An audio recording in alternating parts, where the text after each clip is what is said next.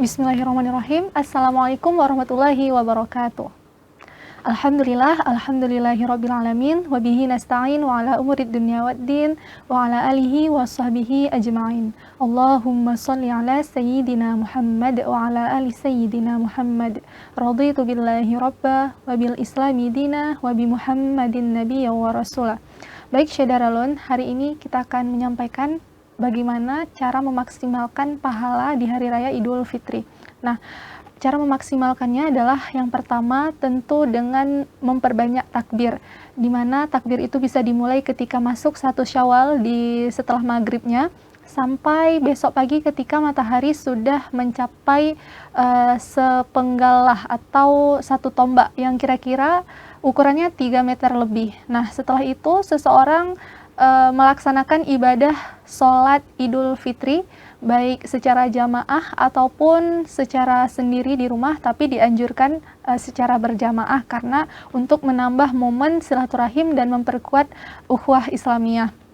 Selanjutnya adalah seseorang melewati jalan untuk pergi untuk sholat dengan melewati jalur yang berbeda, kemudian mengucapkan selamat kepada sesamanya, selamat hari raya atau mohon maaf lahir dan batin, dan juga saling bersalam-salaman, memohon maaf.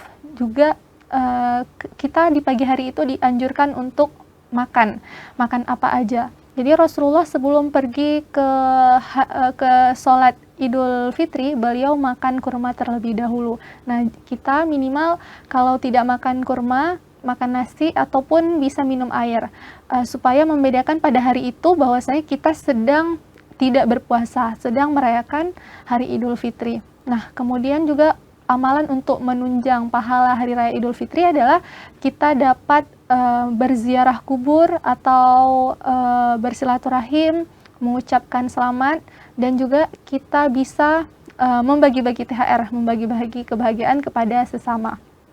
Baik, itu saja, yaitu sebagai amalan penambah pahala kita. Semoga dapat kita amalkan dan menjadi kemenangan untuk kita semua. Wabillahi taufiq wal hidayah. Wassalamualaikum warahmatullahi wabarakatuh.